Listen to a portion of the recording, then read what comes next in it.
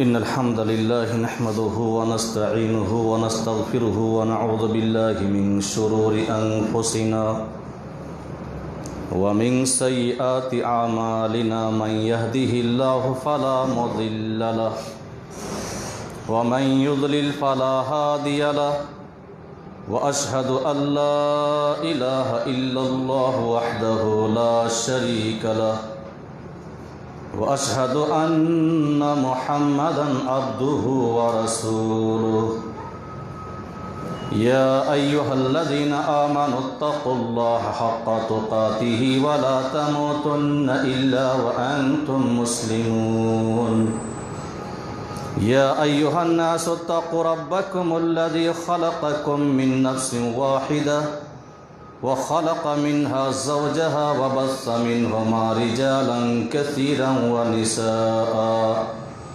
واتقوا الله الذي تساءلون به والأرحام إن الله كان عليكم رقيبا يا أيها الذين آمنوا اتقوا الله وقولوا قولا سديدا يصلح لكم أعمالكم ويغفر لكم ذنوبكم ومن يطع الله ورسوله فقد فاز فوزا عظيما. أما بعد فإن خير الحديث كتاب الله وخير الهدي هدي محمد صلى الله عليه وسلم وشر الأمور محدثاتها وكل محدثة بدعة وكل بدعة ضلالة وكل ضلالة في النار. أعوذ بالله من الشيطان الرجيم. بسم الله الرحمن الرحيم. ولقد خلقنا الإنسان ونعلم ما توسوس به نفسه ونحن أقرب إليه من حبل الوريد إذ يتلقى المتلقيان عن اليمين وعن الشمال قعيد ما يلفظ من قول إلا لديه رقيب عتيد. وجاءت سكرة الموت بالحق ما كنت منه تحيد. وقال الله تبارك وتعالى في القرآن الكريم. بسم الله الرحمن الرحيم.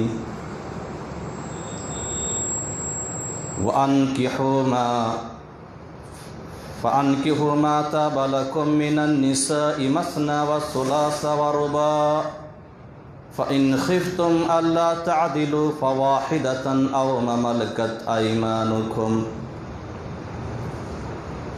وقوله سبحانه وتعالى في موضع آخر. ومن آياته أن خلق لكم من أنفسكم أزواجا لتسكنوا إليها وجعل بينكم مودة ورحمة. وقال النبي الكريم صلى الله عليه وسلم إذا خطب إليكم من ترضون دينه وخلقه فزوجوه إلا تفعلوه تكن فتنة في الأرض وفساد عريض. رب اشرح لي صدري ويسر لي أمري واحلل عقدة من لساني يفقه قولي. اللهم صل على محمد وعلى آل محمد كما صليت على إبراهيم وعلى آل إبراهيم إنك حميد مجيد. اللهم بارك على محمد وعلى آل محمد كما باركت على إبراهيم وعلى آل إبراهيم إنك حميد مجيد. حاضرین جمعہ، دوستو، بزرگوں، پردہ نشین خواتین اسلام، نونہالان قوم و ملت، اور آپ کو یہ دن نصیب فرمایا ہے جس دن اہل ایمان بڑی ہی پابندیوں کے ساتھ، بڑی ہی تذکر و احتشام کے ساتھ صبح ہی سے تیاریوں میں لگ جاتے ہیں اور پھر جمعہ کی دو گانا ادا کرنے کے لیے اللہ کے گھروں کی طرف بڑی ہی اشتیاق کے ساتھ رواں دواں ہو جاتے ہیں۔ یہ اللہ تبارک و تعالیٰ کا ہمارے اوپر بہت بڑا فضل و کرم ہے۔ بعدہ درود و سلام نازل ہوں جناب محمد الرسول اللہ صلی اللہ علیہ وآلہ وسلم پر، جنہوں نے بڑے بڑے مصائب، بڑے بڑے تکالیف اور بڑی بڑی پریشانیوں کا سامنا کر کے دین اسلام کو دنیا کے چپے چپے اور گوشے گوشے تک پھیلایا۔ حضرات، اس نبی رسول علیہ الصلاۃ والتسلیم ہی کی مرہون منت ہے کہ آج ہم اور آپ مسلمان نظر آتے ہیں، ورنہ آج بھی بہت سارے ایسے بھی انسان ہیں جنہیں اسلام اور ایمان نصیب نہیں، آج بھی ایمان اور اسلام کی دولت سے وہ محروم ہیں، حرمہ نصیب ہیں۔ یہ اللہ تبارک و تعالیٰ کا ہمارے اوپر بہت بڑا کرم ہے، فضل ہے، احسان عظیم ہے کہ اس نے ایسا نبی، ایسا رسول، ایسا پیغمبر ہمارے درمیان مبعوث فرمایا جو لوگوں کی زبانیں گالیاں سن کر دین اسلام کی آبیاری کرتے رہے، اشاعت کرتے رہے، نشر کرتے رہے۔ آج میں جس موضوع پر خطاب کروں گا وہ ہے شادی کرا دو ورنہ فساد مچ جائے گا۔ شادیاں دھوم دھام سے ہونے لگی ہیں اور کوئی بھی سال ایسا نہیں گزرتا جس میں شادیاں نہ ہوتی ہوں، نکاح نہ ہوتے ہوں۔ مگر میں یہاں یہ بھی کہوں گا کہ کوئی بھی شادی ایسی نہ گزرتی ہوگی، نہ ہوتی ہوگی جس میں جاہلانہ رسم و رواج کو پروان نہ چڑھائے جاتے ہوں گے۔ کہیں نہ کہیں کچھ نہ کچھ جاہلانہ رسم و رواج شادیوں میں دیکھے جاتے۔ اللہ امت مسلمہ کی حفاظت فرمائے۔ اور بعض اوقات مسلمانوں کے حال زار کو جب ہم دیکھتے ہیں اور مسلمانوں کے معاشرے کا جائزہ لیتے ہیں، سوسائٹی کا جائزہ لیتے ہیں، تو ہمیں پتہ چلتا ہے بہت سارے گھرانے ایسے ہوتے ہیں جہاں لڑکے لڑکیاں جوانی کی دہلیز پر قدم رکھ چکے ہوتے ہیں، لیکن پھر بھی ان کی شادیاں ان کے ماں باپ نہیں کراتے، اور بسا اوقات ان بچے بچیوں کی غلط اقدام کی وجہ سے، غلط رویے کی وجہ سے ماں باپ کو ذلت و رسوائی کا سامنا کرنا پڑتا ہے۔ مسلم معاشرے کے اندر ماں باپ کی ناک کٹ جاتی ہے۔ اس لیے میں نے یہ موضوع منتخب کیا ہے تاکہ اللہ تبارک و تعالیٰ کی کلام اور نبی کریم صلی اللہ علیہ وسلم کے فرمان ان پیارے پیارے لوگوں کے کانوں تک پہنچا دیے جائیں، تاکہ جو لوگ اب تک تیار نہیں ہیں وہ اللہ اور اس کے رسول کی فرما برداری، تابعداری میں تیار ہو جائیں۔ قبل اس کے کہ میں اپنے موضوع کو بیان کروں، 2-4 آیت کریمہ آپ سماعت فرما لیجئے۔ اللہ تبارک و تعالیٰ نے سورہ احزاب کے اندر فرمایا، ما كان لمؤمن ولا مؤمنة اذا قضى الله ورسوله امرا ان يكون لهم الخيرة من امره ومن يعص الله ورسوله فقد ضل ضلالا مبينا۔ 36 نمبر کی آیت۔ اللہ تبارک و تعالیٰ نے فرمایا کسی مومن مرد اور کسی مومن عورت کے لیے لائق نہیں، جائز نہیں کہ اللہ اور اس کے رسول جس کام کے لیے فیصلہ فرما دیں اس کام میں وہ اختیار سمجھے، انہیں خیار حاصل۔ اور جو کوئی شخص اللہ اور اس کے رسول کی نافرمانی کرتا ہے وہ بہت دور کی گمراہی میں جا پڑتا ہے، کھلم کھلا گمراہی میں پڑ جاتا ہے۔ ایک جگہ اللہ تبارک و تعالیٰ نے فرمایا سورہ نور کے اندر 51 نمبر کی آیت، انما كان قول المؤمنين اذا دعوا الى الله ورسوله ليحكم بينهم ان يقولوا سمعنا واطعنا واولئك هم المفلحون۔ جزئی نیست اہل ایمان کا قول یہ ہوتا ہے جب اللہ اور اس کا رسول بلائیں تاکہ اس کا رسول ان کے درمیان فیصلہ فرما دیں، تو اہل ایمان کا قول یہ ہوتا ہے ان یقولوا سمعنا واطعنا، ہم نے سن لیا، ہم نے فرما برداری کی۔ واولئک هم المفلحون، ایسے ہی لوگ کامیاب ہونے والے۔ ومن يطع الله ورسوله ويتق فاولئک ويخشى الله ويتق فاولئک هم الفائزون، 52 نمبر کی آیت۔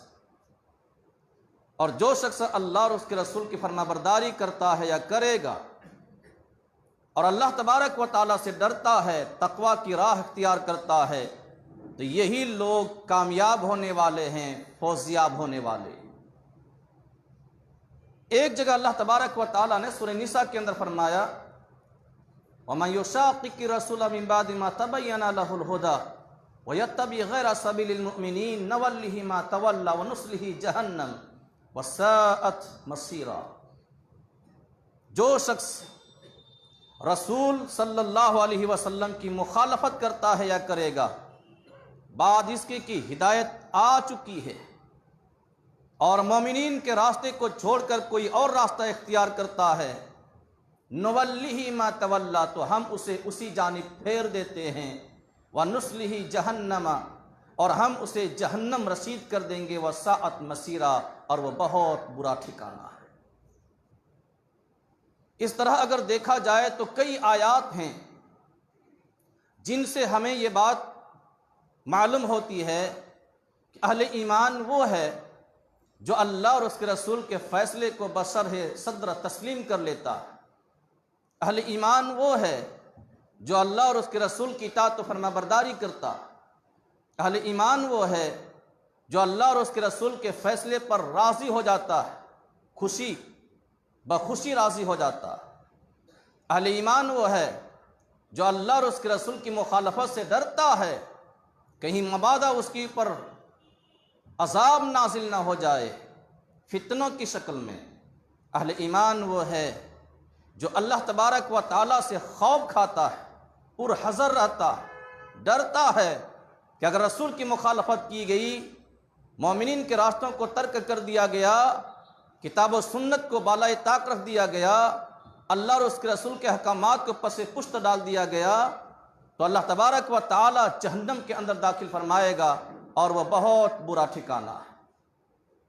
اسی لیے اللہ تبارک و تعالیٰ نے سورہ حشر آیت نمبر 7 کے اندر فرمایا وَمَا آتَاكُمُ الرَّسُولُ فَخُذُوهُ وَمَا نَهَاكُمْ عَنْهُ فَانْتَهُوا وَاتَّقُوا اللَّهَ إِنَّ اللَّهَ شَدِيدُ الْعِقَابِ۔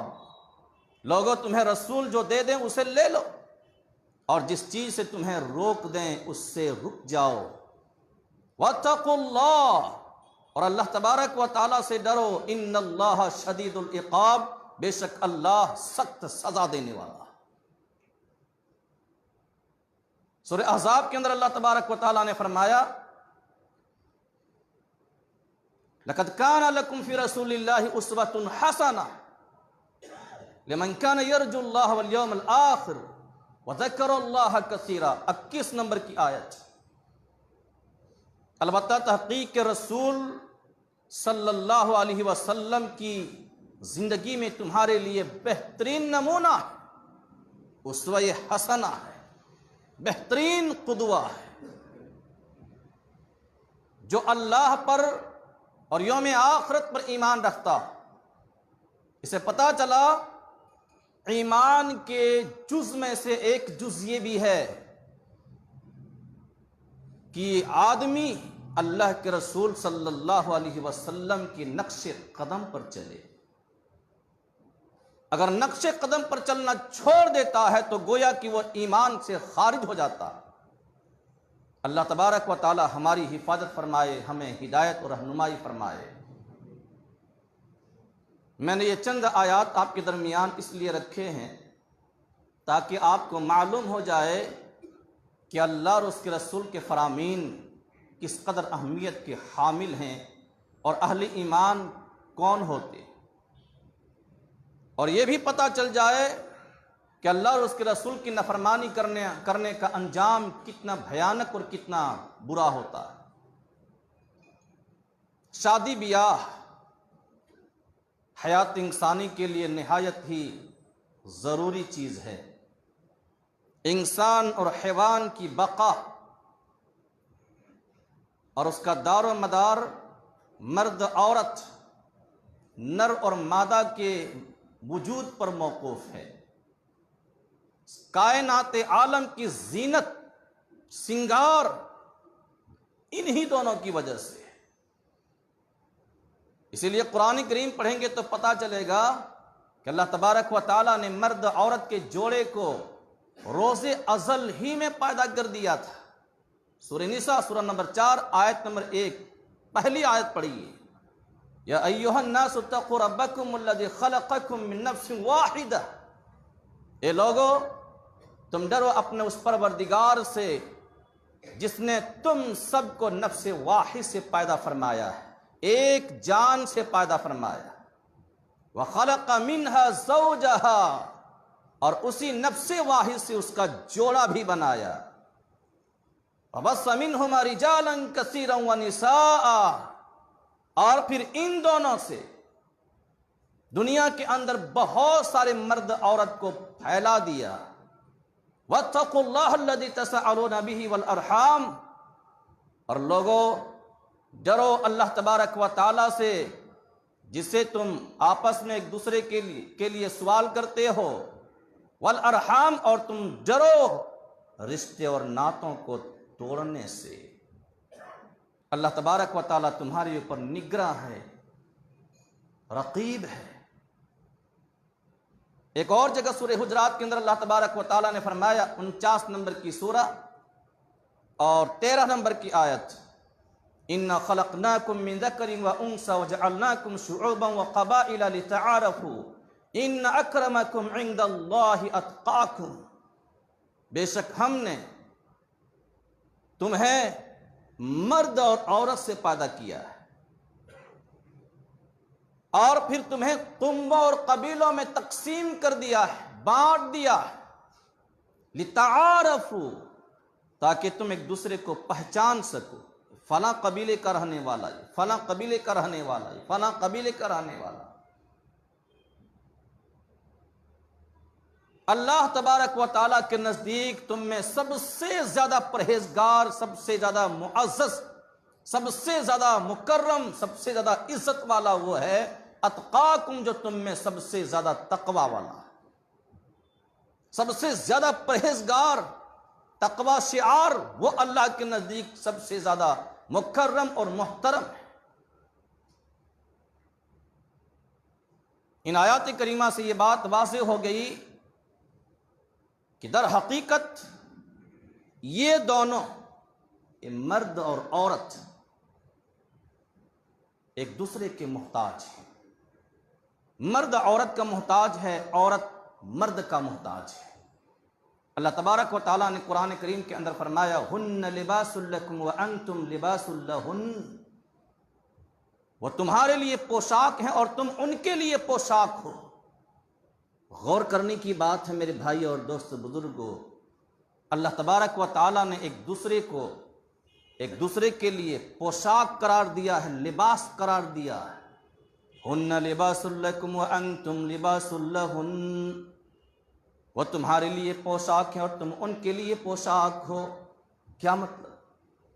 جس طرح لباس، پوشاک انسان کے جسم اور بدن کو دھوپ کی شدت اور جاڑے کی ٹھنڈک اور اڑنے والے گرد و غبار سے محفوظ رکھتا ہے، اسی طرح شادی ہو جانے کے بعد، جوڑے آپس میں مل جانے کے بعد، میاں بیوی مرد عورت کی عزت و عصمت، ان کے شرمگاہ اور ان کے ایمان کی حفاظت ہوتی ہے۔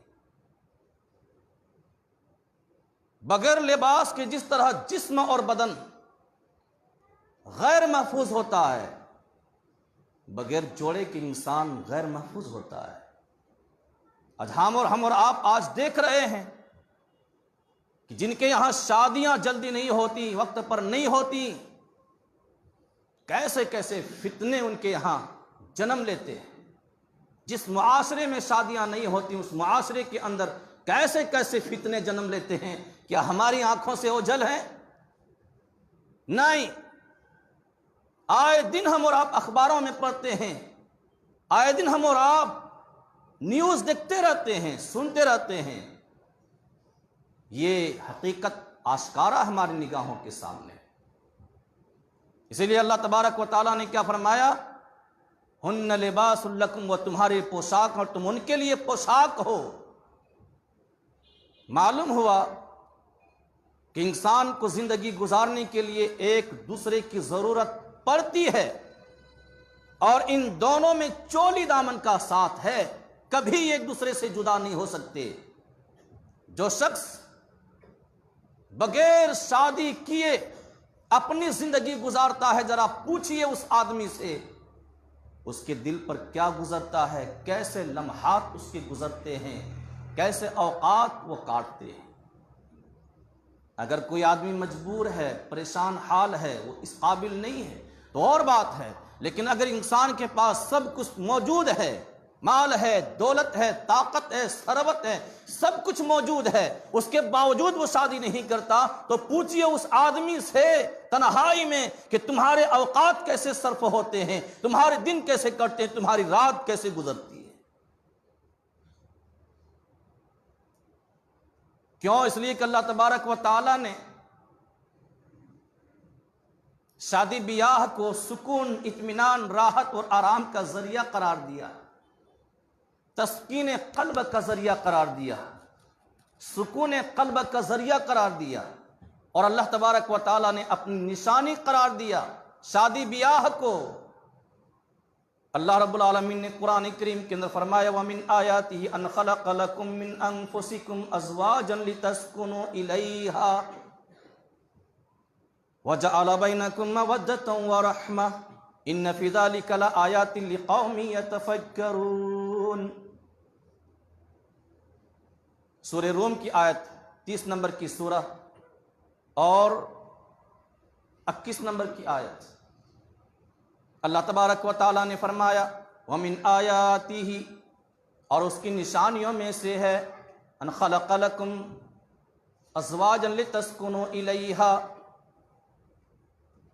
کہ اللہ تبارک و تعالیٰ نے تمہیں تمہاری ہی جن سے تھے تمہارے لیے جوڑا بنایا۔ کیوں بنایا؟ مقصد کیا ہے اللہ تبارک و تعالیٰ کو یہ جوڑا بنانے کا؟ فرمایا اللہ رب العالمین نے لتسکنوا الیہا، تاکہ تم اسے سکون حاصل کرو، آرام حاصل کرو، تمہارے دل کو سکون ملے، آرام ملے، راحت ملے، چین ملے، قرار ملے۔ اسی سکون و قرار کے لیے اللہ تبارک و تعالیٰ نے یہ جوڑا بنایا۔ وَجَعَلَ بَيْنَكُم مَّوَدَّةً وَرَحْمَةً، اور اس اللہ تبارک و تعالیٰ کی مہربانی کو دیکھی کہ پروردگار عالم نے ان دونوں کے دلوں کے اندر مودت پیدا فرمائی، محبت پیدا کر دی، الفت رکھ دی۔ کہاں کا لڑکا اور کہاں کی لڑکی آپس میں دو ہی بول کے بعد ایک دوسرے کے غم گسار اور ہمدرد بن جاتے ہیں، غمخوار بن جاتے ہیں۔ اگر اللہ تبارک و تعالی محبت پیدا نہ کرتا تو یہ ایک دوسرے کے دشمن ہوتے، لیکن اللہ کا کرم ہے کہ پروردگار عالم ان کے دلوں کے اندر محبت پیدا فرما دیتا ہے۔ ایک آدمی کو اگر اذیت پہنچتی ہے تو دوسرا سسک سسک کر روتا ہے۔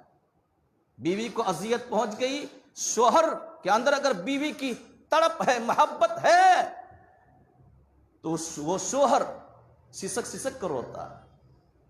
اگر شوہر کو اذیت پہنچ گئی، دکھ پہنچ گئی، تکلیف لاحق ہو گئی تو بیوی سسک سسک کر روتی۔ یہ ہے محبت۔ اللہ تبارک و تعالیٰ نے فرمایا ان فی ذلک لآیات لقوم یتفکرون، تفکر کرنے والے لوگوں کے لیے اس کے اندر نشانیاں ہیں۔ دیکھے وہ ان نشانیوں کو، غور و فکر کرے ان نشانیوں کے اندر۔ اللہ تبارک و تعالیٰ نے فرمایا سورہ اعراف کے اندر 189 نمبر کی آیت فرمایا هو الذی خلقکم من نفس واحدہ وجعل منها زوجها لیسکن الیہا، وہی اللہ ہے جس نے تم سب کو نفس واحد سے پیدا فرمایا، ایک جان سے پیدا فرمایا، وجعل منها زوجها، اور اسی سے اس کا جوڑا بنایا۔ کیوں بنایا؟ کیا ضرورت تھی اللہ تبارک و تعالیٰ کو جوڑا بنانے کی؟ اس سے اللہ رب العالمین کو کیا فائدہ ملنے والا ہے؟ ہمارے فائدے کے لیے اللہ تبارک و تعالیٰ نے جوڑا بنایا، لیسکن الیہا، تاکہ وہ اس سے سکون حاصل کرے، اطمینان حاصل کرے۔ ورنہ آدمی کے پاس مالوں کہ ڈھیر ہوں، دولت ہوں، سرمایہ ہوں، سب کچھ ہوں، زمین جائیداد سب کچھ ہوں، اگر یہ نہ ہو تو اس کی رات سسکیوں میں گزرتی ہے، آنکھوں میں نیند نہیں آتی اور دل میں قرار نہیں آتا، چین نہیں آتا، جب تک یہ موجود نہ ہو۔ ذرا غور کیجئے کتنی ضرورت ہے اور کس قدر ضرورت کی چیز ہے جسے اللہ تبارک و تعالیٰ نے بنا کر گویا کہ بگڑے ہوئے اور بگڑنے والے افراد کو ایک بہترین ماحول کے اندر سمیٹ دیا، لگام دے دیا تاکہ بگڑنے نہ پائے۔ اگر اللہ تبارک و تعالیٰ یہ نہ بنایا ہوتا تو بگاڑ ہی بگاڑ ہوتا، فساد ہی فساد ہوتا، اور جہاں ماحول نہیں ہے شادی بیاہ کا، وہاں جا کر دیکھیں کیسے بگاڑ اور فساد رونما ہوتے، کیسے کیسے فتنے جنم لیتے ہیں۔ وہاں کے ماحول کا جائزہ لیجئے۔ تو میرے بھائی اور دوستو بزرگوں، یہ ایک دوسرے کی ضرورت ہے، اور میں یہ کہوں گا کہ اگر اللہ تبارک و تعالیٰ عورت کو نہ بناتا، جوڑے کو نہ بناتا، تو مرد دیواروں سے ٹکرا ٹکرا کر مر جاتے۔ جیسے ہاتھی جب پاگل ہو جاتا ہے تو اسے کچھ بھی دکھائی نہیں دیتا، دوڑ لگا دیتا ہے، چاہے پہاڑ سامنے آ جائے، چاہے درخت سامنے آ جائے، چاہے چٹان آ جائے، ٹکرانے لگتا۔ ایسے ہی آدمی بولا ہو جاتا، پاگل پن کا شکار ہو جاتا، ٹکرا ٹکرا کر اپنی جان دے دیتا۔ انہیں چین اور سکون نہیں ملتا۔ اس چین اور سکون ہی کی وجہ سے اللہ تبارک و تعالیٰ نے یہ جوڑا بنایا ہے تاکہ دل کو قرار نصیب ہو اور چین نصیب ہو، سکون ملے، دل کو تسکین ملے۔ حضرت آدم علیہ السلام کو اللہ تبارک و تعالیٰ نے پیدا فرمایا اور کہاں رکھا؟ جنت المأوا میں۔ جنت المأوا میں ساری نعمتیں موجود ہیں، کوئی بھی ایسی نعمت نہیں جو آدم علیہ السلام کو نہ ملی ہو، ساری نعمتیں ملی ہوئی ہیں، عیش و آرام کی ساری چیزیں مہیا۔ ارے جنت جو اللہ تبارک و تعالیٰ چاہے جنت میں ڈال دے، چاہے جہنم میں ڈال دے، کہیں بھی ڈال دے، دنیا میں پھینک دے، کہیں بھی پھینک دے، اسے اس کی ضرورت پڑے گی۔ آدم علیہ السلام کے کروٹوں کو بدلنے کی وجہ سے بے چینی کو اللہ تبارک و تعالیٰ بھانپ گیا۔ حدیث میں آتا ہے پسلی کی ہڈی سے مائی حوا علیہ السلام کو پیدا فرما دیا۔ ایک آدمی جب جنت میں رہ کر جنت کی نعمتیں کھا کر بھی سکون محسوس نہیں کرتا، بے چین رہتا ہے، تو اس دنیا کے اندر تو ہمیں بہت ساری نعمتیں نہیں ملی ہیں، ہم وہاں تک پہنچے بھی نہیں ہیں، تو کیا اس کے بغیر ہم سکون سے رہ سکتے ہیں؟ تو میرے بھائی اور دوستو بزرگوں، اسی سے اندازہ لگا لینا چاہیے کہ آدمی کو یہ کتنی ضرورت کی چیز ہے اور کس قدر ضرورت ہے۔ اسی لیے اللہ تبارک و تعالیٰ نے فرمایا لیسکن الیہا، تاکہ یہ اس سے سکون حاصل کرے، آرام حاصل کرے، اطمینان حاصل کرے، چین اور قرار حاصل کرے۔ اسی مقصد کے تحت اللہ تبارک و تعالیٰ نے جوڑا بنایا۔ اور قرآن کریم کے اندر آپ دیکھیں گے تو آپ کو پتہ چلے گا کہ قرآن کریم اور احادیث نبویہ کے اندر اللہ اور اس کے رسول نے شادی بیاہ پر بہت زور دیا ہے، تاکید فرمائی ہے شادی بیاہ کی۔ یہاں تک فرمایا اللہ تبارک و تعالی نے کہ اے میرے محبوب، آپ سے پہلے جتنے بھی رسول اور پیغمبر آئے سب کو ہم نے بیویاں دی اور سب کو ہم نے بچے دیے۔ سورہ رعد پڑھیے، سورہ نمبر 13 اور آیت نمبر 38، اللہ تبارک و تعالیٰ نے فرمایا وَلَقَدْ أَرْسَلْنَا رُسُلًا مِّن قَبْلِكَ وَجَعَلْنَا لَهُمْ أَزْوَاجًا وَذُرِّيَّةً، البتہ تحقیق کہ ہم نے آپ سے پہلے جتنے پیغمبر بھیجے، جتنے رسول بھیجے، ان سب کو ہم نے بیویاں بھی دیں اور بچے بھی دیے۔ امام قرطبی رحمۃ اللہ علیہ مفسر قرآن ہیں، وہ لکھتے ہیں کہ اس آیت کریمہ کے اندر دو باتیں بیان ہوئی ہیں۔ ایک بات یہ کہ یہود اللہ کے رسول صلی اللہ علیہ وسلم کی عیب گیری کیا کرتے تھے، عیب لگایا کرتے تھے، یہ کیسا رسول ہے جو صرف شادیاں ہی شادیاں کرتا ہے۔ اگر یہ واقعی رسول اور نبی ہوتا تو نبوت اور رسالت کے کام انجام دینے میں مصروف اور مشغول ہوتے، انہیں تو خالی شادیاں ہی پڑی ہیں۔ اللہ تبارک و تعالی اپنے پیارے حبیب علیہ السلام کی طرف سے جواب دے رہا ہے، کہا کہ تمہیں پتہ نہیں ہے تو پھر سنو، وَلَقَدْ أَرْسَلْنَا رُسُلًا مِّن قَبْلِكَ وَجَعَلْنَا لَهُمْ أَزْوَاجًا وَذُرِّيَّةً، آیت کریمہ نازل فرما دیتا پروردگار عالم، ارے آپ سے پہلے جتنے بھی نبی آئے، جتنے بھی رسول آئے، جتنے بھی پیغمبر آئے، ان سب کو ہم نے بیویاں دی، ان سب کو ہم نے بچے بھی دیے، حتیٰ کہ اگر عیسیٰ علیہ السلام آخر وقت میں آئیں گے تو وہ بھی شادی کریں گے، نکاح کریں گے، ان کے بھی بچے ہوں گے اور پھر طبعی موت مریں گے۔ اللہ تبارک و تعالیٰ نے جواب دیا، نبی کریم صلی اللہ علیہ وسلم کا دفاع فرمایا۔ تو شادی بیاہ کتنا اہم ہے اور کس قدر ضرورت ہے، ذرا اندازہ لگا لیجیے۔ اللہ تبارک و تعالیٰ نے قرآن حکیم کے اندر فرمایا وَأَنكِحُوا الْأَيَامَ مِنكُمْ وَالصَّالِحِينَ مِنْ عِبَادِكُمْ وَإِمَائِكُمْ، غور کرنے کی بات ہے، اور خصوصاً وہ لوگ غور کریں جو ذمہ دار ہیں، مالک ہیں گھر کے، اور خاص کر وہ لوگ بھی غور کریں جن کے یہاں بچے بچیاں جوانی کی دہلیز پر پہنچ چکے ہیں۔ اللہ تبارک و تعالیٰ کیا کہہ رہا؟ وَأَنكِحُوا الْأَيَامَ مِنكُمْ وَالصَّالِحِينَ مِنْ عِبَادِكُمْ وَإِمَائِكُمْ، سورہ نور کی آیت 32 نمبر کی آیت۔ لوگو تم اپنے غیر شادی شدہ مرد عورت کا نکاح کر دیا کرو، جو غیر شادی شدہ مرد ہیں، عورت ہیں، ان کا نکاح کر دو، چاہے وہ مطلقہ ہی کیوں نہ ہو، بیوہ ہی کیوں نہ ہو، اگر وہ شادی کے قابل ہے تو اس کی شادی کرا دو۔ وَالصَّالِحِينَ مِنْ عِبَادِكُمْ وَإِمَائِكُمْ، اللہ رب العالمین فرما رہا ہے، اور اپنے نیک بخت غلاموں اور لونڈیوں کی بھی شادی کرا دو۔ لوگ کیا کہتے ہیں، بہانہ کیا لگتے ہیں، ارے میرا بیٹا ابھی اپنے پیر پر کھڑا نہیں ہوا ہے نا، تو کیسے شادی کریں گے، کہ شادی کر کے لے آئیں گے تو کھلائے گا کیا، پلائے گا کیا، رکھے گا کہاں، ابھی پیر پر کھڑا نہیں ہوا تو کیا کس کے اوپر کھڑا ہے؟ سر کے اوپر کھڑا ہے آپ کا بیٹا۔ پیر پر اگر کھڑا نہیں ہے تو سر کے اوپر کھڑا۔ اللہ رب العالمین کیا کہہ رہا ہے؟ اپنے نیک بخت غلاموں کا نکاح کرا دو، غلام جو دوسرے کے ماتحت ہوتا ہے اس کا بھی نکاح کرا دو، لونڈی جو دوسرے کے ماتحت ہوتی ہے اس کا بھی نکاح کرا دو۔ ہم تو آزاد ہیں، پھر بھی ہم دیر اور لیٹ کرتے ہیں تو ظاہر بات ہے ہماری ناک کٹے گی رہے گی، مسلم معاشرے میں ناک کٹے گی یا رہے گی؟ کٹے گی ہماری ناک۔ اللہ تبارک و تعالیٰ کی حکم کی مخالفت کرنے کی یہ سزا ملے گی۔ کرا دو نکاح۔ کتنے لوگ ہیں جو کرا رہے، ایسے ایسے واقعات سننے کو ملے ہیں، اللہ اکبر۔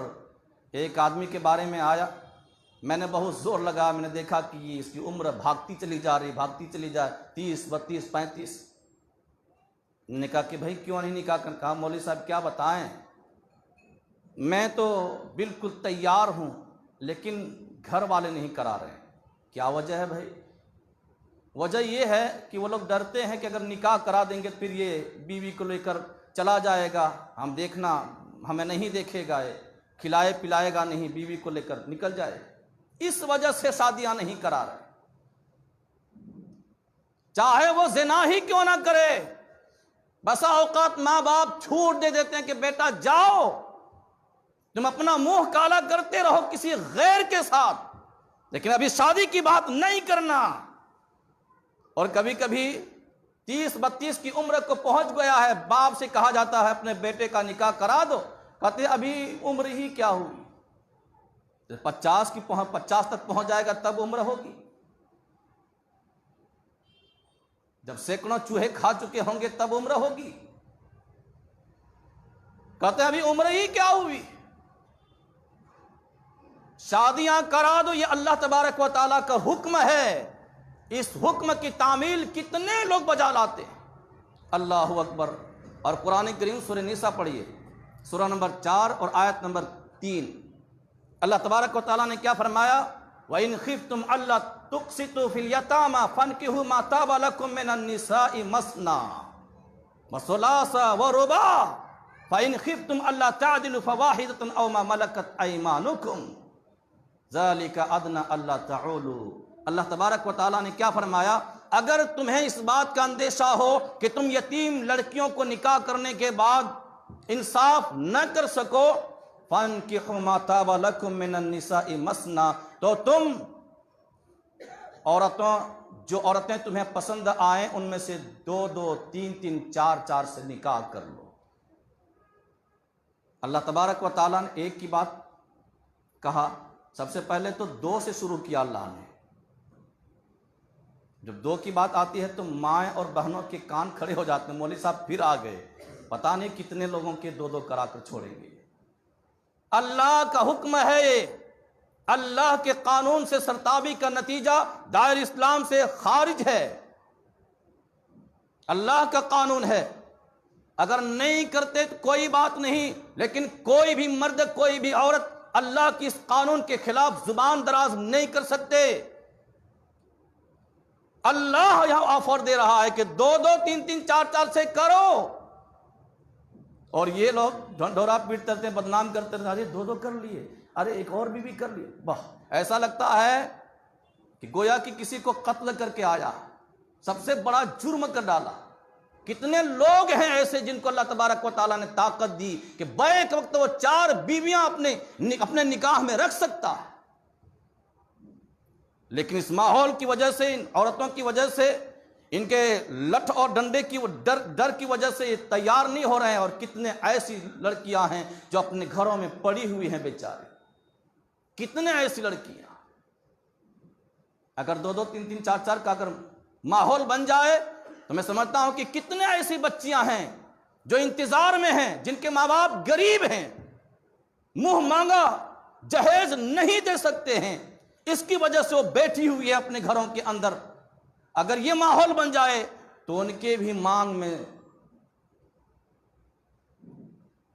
مانگ بھر جائے، ان کے بھی ہاتھ میں مہندیاں لگ جائے، انہیں بھی سہارا مل جائے، ان کی بھی ارمان پورے ہو جائے. ہماری مائیں اور بہنیں سوچتے نہیں. میرے بھائی اور دوست بزرگوں، کہنے کی بات یہ کہ اللہ تبارک و تعالیٰ نے فرمایا 2 3 4 سے کرو. ایک بات اور فرما دی، فَإِنْ خِفْتُمْ أَلَّا تَعْدِلُوا فَوَاحِدَةً. 2 3 4 سے نکاح کرو، اس شرط کے ساتھ کہ تم ان کے ساتھ انصاف کر سکو. اگر تمہیں انصاف نہ کرنے کا خدشہ ہے تو پھر 2 4 کی خواہش کیوں رکھتے ہو؟ ایک ہی پر اکتفا کرو. یا تو اپنے لونڈی کے ساتھ اپنا کام نکال لو، مزید کی خواہش کیوں رکھتے ہو؟ انصاف کرنے کی طاقت اور قوت ہے، کھلا سکتے ہو، پلا سکتے ہو، اچھے طریقے سے رکھ سکتے ہو، نان و نفقہ کا انتظام اور بندوبست کر سکتے ہو، تو 2 3 نہیں 4 رکھو. 4 کا مطلب 8 مت لیجیے گا، 4 ہی کی اجازت ہے. اور نبی کریم صلی اللہ علیہ وسلم کی جن کی زندگی کو اللہ تبارک و تعالیٰ نے اسوہ حسنہ قرار دیا، نمونہ قرار دیا، آپ صلی اللہ علیہ وسلم نے کر کے دکھلا دیا. کہا کہ یہ 2 کے بعد 3 کے بعد 4 کا مسئلہ نہیں. دیکھو میں نے 9 بیویوں سے نکاح کیا ہے، یہ اللہ کے رسول صلی اللہ علیہ وسلم کے لیے خاص تھا. ہمارے لیے کیا ہے؟ ایک مستطیع آدمی کے لیے یہ ہے کہ 4 بیویوں کو اپنے نکاح میں بیک وقت رکھ سکتا ہے. پتہ کیا چلا؟ نکاح بہت ہی ضروری ہے. اور اللہ تبارک و تعالیٰ نے کیا فرمایا؟ فَإِذَا طَلَّقْتُمُ النِّسَاءَ فَبَلَغْنَ أَجَلَهُنَّ فَلَا تَعْضُلُوهُنَّ أَن يَنكِحْنَ أَزْوَاجَهُنَّ. کہا کہ جن عورتوں کو تم نے طلاق دے دی ہے طلاق رجعی، جس کے بعد دوبارہ نکاح کرنے کا موقع رہتا، چانس رہتا، طلاق رجعی دے دی ہے اور وہ آدمی پھر اس عورت سے نکاح کرنا چاہتا ہے اور یہ عورت بھی اس سے نکاح کرنے کے لیے نکاح کے خواہش مند ہے، فَلَا تَعْضُلُهُنَّ أَن يَنكِحْنَ أَزْوَاجَهُنَّ، تو ان عورتوں کو تم نکاح کرنے سے مت روکو، کرنے دو نکاح۔ معقل بن یسار رضی اللہ تعالی عنہ کھڑے ہو گئے۔ دراصل واقعہ یہ تھا، ان کی ایک بہن تھی، لوگ پیغام دے رہے تھے، چچا زاد بھائی نے بھی پیغام دیا اور انہوں نے نکاح کر دیا اپنی بہن کا چچا زاد بھائی سے۔ کچھ ہی دنوں کے بعد اس نے طلاق دے دی، طلاق رجعی طلاق دے دی۔ اب اس کے اندر غصہ آیا، عدت گزرنے کے بعد اب وہ آدمی پھر آیا، پیغام دے رہا ہے کہ میں پھر دوبارہ اسے نکاح کرنا چاہتا ہوں۔ اس نے کہا ایسا ہو ہی نہیں سکتا، لا واللہ انکحھا ابدا، اب کبھی تمہارے نکاح میں اپنی بہن کو نہیں دوں گا، کبھی تم سے نکاح کرا ہی نہیں سکتا، اللہ کی قسم میں نہیں نکاح کراؤں گا۔ اللہ تبارک و تعالیٰ کو برداشت نہیں ہوا، آیت کریمہ نازل فرما دیا، فَإِذَا طَلَّقْتُمُ النِّسَاءَ فَبَلَغْنَ أَجَلَهُنَّ فَلَا تَعْضُلُوهُنَّ أَن يَنكِحْنَ أَزْوَاجَهُنَّ۔ تم روکنے والے کون ہوتے؟ اللہ اجازت دے رہا ہے کہ اگر دوبارہ وہ نکاح کرنا چاہتا ہے تو کرنے دو، اسے مت روکو۔ آیت کریمہ نازل ہوئی، انہوں نے قسم کا کفارہ ادا کر دیا اور اسی چچا زاد بھائی کی نکاح میں اپنی بہن کو دوبارہ دے دیا۔ آج کوئی ایسا کرنے کے لیے تیار ہے؟ یہ شریعت اسلامیہ، یہ اسلام کا قانون ہے، یہ اللہ کا قانون ہے۔ آج کوئی ایسا کرنے کے لیے تیار ہوگا؟ آج طلاق بھی غیر شرعی طریقے پر دی جاتی ہے، اور شادی اگر دیکھیں تو وہاں بھی غیر شرعی بہت سارے رسم و رواج ہوتے ہیں، بہت سارے رسم و رواج ہوتے ہیں۔ اللہ تبارک و تعالیٰ نے قرآن کریم کے اندر حکم دیا ہے، اس حکم کے اوپر غور کیجیے۔ اللہ وَأَنكِحُوا الْأَيَامَ مِنكُمْ وَالصَّالِحِينَ مِنْ عِبَادِكُمْ وَإِمَائِكُمْ، اور ایک مسئلے کو اللہ رب العالمین نے حل فرما دیا، وَإِن يَكُونُوا فُقَرَاءَ يُغْنِهِمُ اللَّهُ مِن فَضْلِهِ وَاللَّهُ وَاسِعٌ عَلِيمٌ۔ اللہ تبارک و تعالیٰ نے فرمایا اگر یہ فقیر بھی ہوں گے، مفلس بھی ہوں گے، نادار بھی ہوں گے، تو اللہ تبارک و تعالیٰ اپنے فضل و کرم سے انہیں مالدار بنا دے گا۔ لوگ کیا بہانہ بناتے ہیں، کچھ کمائی نہیں ہو رہی، کچھ کماتے نہیں ہیں، کچھ کرتے نہیں ہیں، تو شادی کیسے کریں گے؟ اللہ کیا کہہ رہا ہے؟ کرا دو نکاح۔ اگر یہ مفلس بھی ہوں گے، فقیر بھی ہوں گے، تو اللہ تبارک و تعالیٰ اپنے فضل و کرم سے انہیں مالدار بنا دے گا۔ اللہ کے فضل و کرم سے کتنے لوگ بھاگے بھاگے پھرتے ہیں، کتنے لوگ بھاگے بھاگے پھرتے ہیں۔ ایسا کیوں؟ اس لیے کہ ہمارے پاس ایمان ہی نہیں ہے، یقین ہی نہیں ہے اللہ تبارک و تعالیٰ کی قدرت پر، اللہ کی طاقت پر، اللہ کے رزاق ہونے پر ہمارے اندر ایمان اور یقین نہ چاہیے، تو اللہ تبارک و تعالیٰ اپنے فضل و کرم سے ایسا نوازے گا کہ چند ہی دنوں میں مالدار بن جائے گا۔ ایسے کئی واقعات آپ کے سامنے آپ سن چکے ہوں گے۔ میرے بھائی اور دوست بزرگوں، یقین کامل اپنے اندر پیدا کیجئے اور نکاح کیجئے، ورنہ روئے زمین پر فساد مچ جائے گا۔ اور نکاح کرنے والوں کا معاون و مددگار کون ہوتا پتہ؟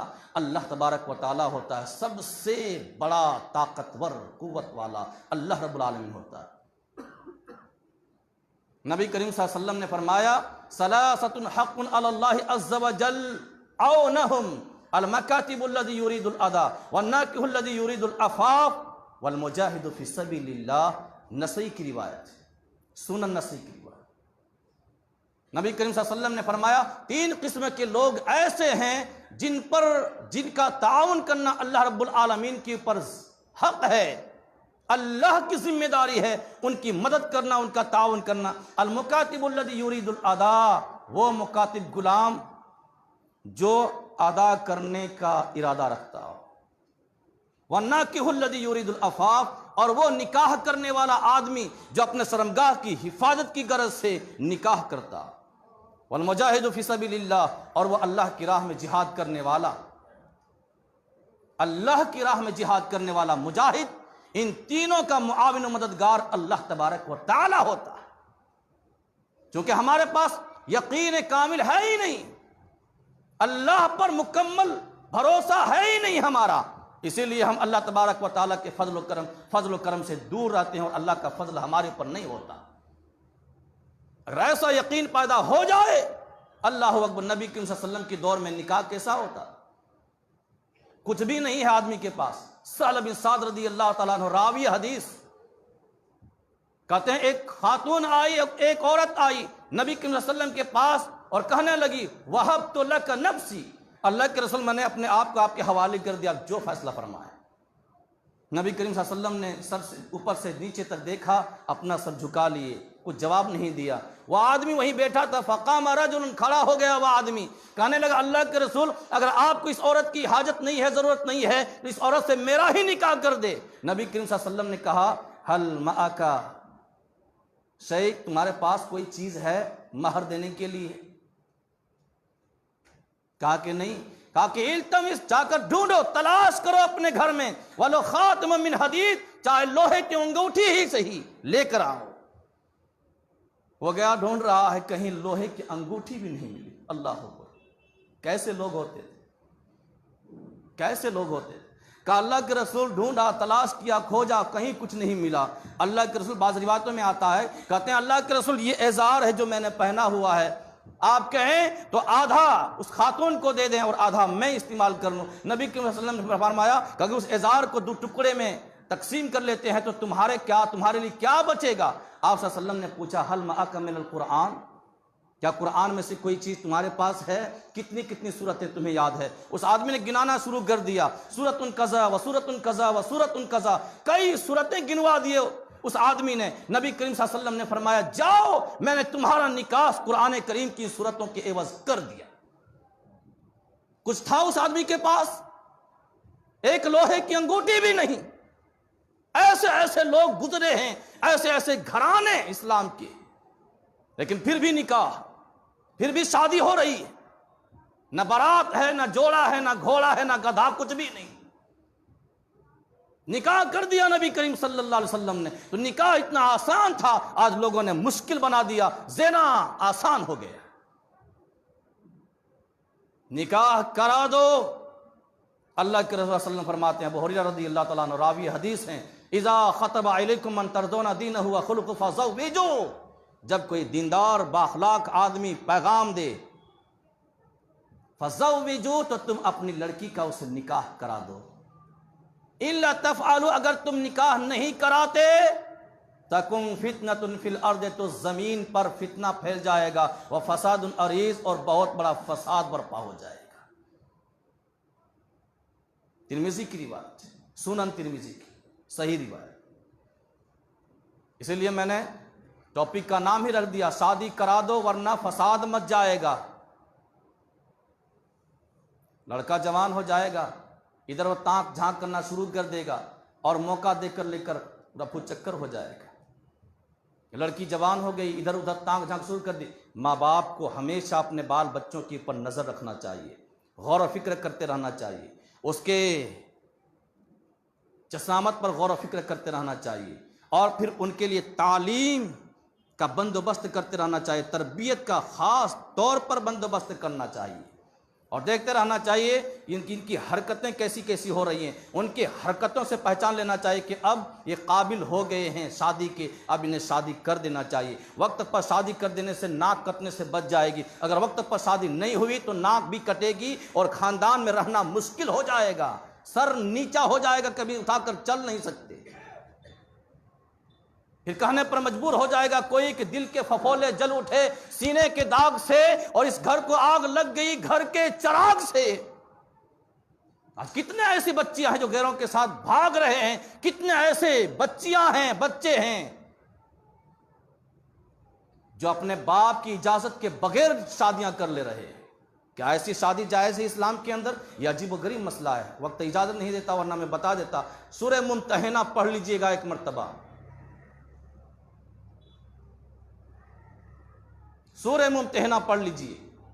وہ لڑکی جس نے اپنے ماں باپ کی بغیر مرضی کے نکاح کر لیا، بغیر ولی اور سرپرست کی نکاح کر لیا، نکاح ہوا یا نہیں ہوا، یا گناہ کا مرتکب ہو رہا، لڑکا بھی ہوتا ہے اور لڑکی بھی ہوتی ہے۔ عائشہ رضی اللہ تعالیٰ عنہ فرماتے ایما امرات نکحت بغیر اذن ولیہا فنکاحها باطل فنکاحها باطل فنکاحها باطل، جو عورت بغیر ولی کی اجازت کے نکاح کر لیتی ہے اس کا نکاح باطل ہے۔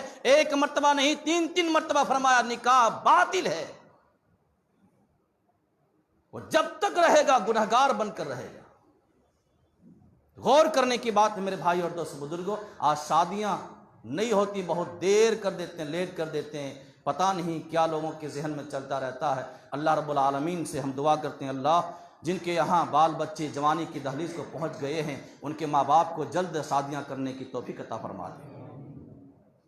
میرے بھائی اور دوست بزرگوں، یہ چند آیات کریمہ اور احادیث، بہت ساری باتیں ہیں آپ کے درمیان میں نے رکھے ہیں۔ اللہ رب العالمین سے دعا کیجیے اللہ ہم سب کو کتاب و سنت کے مطابق شادیاں اور بیاہ کرنے کی توفیق عطا فرما۔ پروردگار عالم جو بغیر شادی شدہ ہیں انہیں جلد شادی کرنے کی اور کرا دینے کی توفیق عطا فرما۔ پروردگار عالم ہم سب کو کتاب و سنت کے مطابق زندگی گزارنے کی توفیق عطا فرما۔ اللہ ہم سب کی دلوں کے اندر ایمان مستحکم پیدا فرما دے۔ اللہ ہم سب کو ہدایت پر چلنے کی توفیق عطا فرما۔ اللہ ہم سب کو ہدایت پر قائم اور دائم رہنے کی توفیق عطا فرما۔ پروردگار عالم تو جب تک ہمیں زندہ رکھ، ایمان اور اسلام پر زندہ رکھ، اور جب تم موت دے الہی ایمان ہی کی حالت میں موت دے۔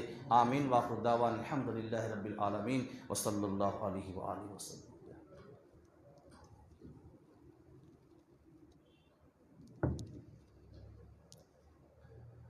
ان الحمد للہ نحمده ونستعینه ونستغفره ونعوذ باللہ من شرور انفسنا ومن سیئات اعمالنا من يهده الله فلا مضل له ومن يضلل فلا هادي له واشهد ان لا اله الا الله واشهد ان محمدا عبده ورسوله اما بعد اللهم صل على محمد وعلى ال محمد كما صليت على ابراهيم وعلى ال ابراهيم انك حميد مجيد اللهم بارك على محمد وعلى ال محمد كما باركت على ابراهيم وعلى ال ابراهيم انك حميد مجيد عباد الله رحمكم الله ان الله يأمر بالعدل والاحسان وايتاء ذي القربى وينهى عن الفحشاء والمنكر والبغي يعظكم لعلكم تذكرون اذكروا الله وذكركم وادعوه يستجب لكم